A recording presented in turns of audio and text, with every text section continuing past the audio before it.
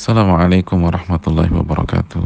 Bismillah, alhamdulillah, wassalatu wassalamu ala rasulillah wa ba'd. Saudaraku yang semoga dirahmati oleh Allah subhanahu wa ta'ala, di tengah kondisi tersebarnya virus corona di berbagai wilayah, bahkan belahan dunia, ada sebuah ayat yang siokianya menancap kokoh di dalam hati, serta mengalir menyelusuri diri ini. Ayat yang bisa mengubah arti kehidupan yang fana ini. Allah berfirman, wa khuliqal insanu dha'ifa. Manusia diciptakan dalam kondisi lemah. Itulah firman Allah dalam surat An-Nisa ayat 28. Ya, rasanya hari-hari ini adalah waktu yang tepat untuk merenungkan ayat tersebut. Bagaimana tidak lemah menghadapi makhluk Allah yang berukuran 100 nanometer saja. Jutaan manusia begitu kewalahan. Ribuan manusia roboh, jutaan lainnya mengisolasi diri, menutup kota, serta diselimuti rasa takut dan cemas. Dan ketika makhluk yang ukurannya 3 juta lebih kecil dibanding 1 biji kacang wijen ini masuk ke dalam tubuh manusia, maka apa yang terjadi? Dalam hitungan 2-14 hari pasca paparan, saluran napas manusia meradang, batuk-batuk, dan demam. Segagah apapun tubuhnya, dalam hitungan kurang dari 7-14 hari setelah paparan, badannya pun pegal-pegal, sekekar apapun fisiknya. Dan dalam hitungan 5-14 hari, saluran pernapasan manusia menyempit sehingga terasa sesak dan sulit bernapas. Dan dalam hitungan 10 hari, pasien yang tidak dirawat akan mengalami disorientasi. Ia bingung terhadap situasi.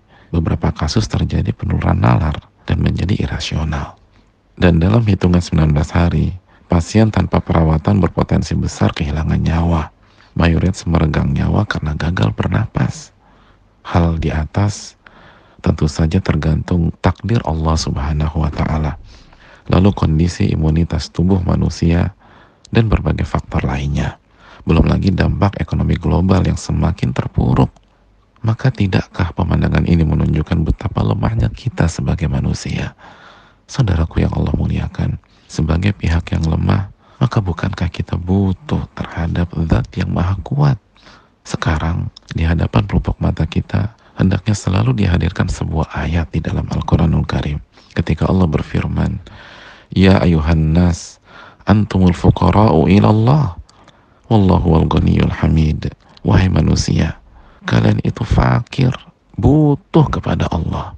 Dan Allah, dialah yang maha kaya, tidak butuh apapun. Dan dialah yang maha terpuji. Benar saudaraku, kita ini fakir dan butuh kepada Allah. Butuh pertolongan Allah. Butuh penjagaan dan perlindungan Allah. Butuh taufik dan petunjuk dari Allah. Agar tidak keliru dalam bertemu orang.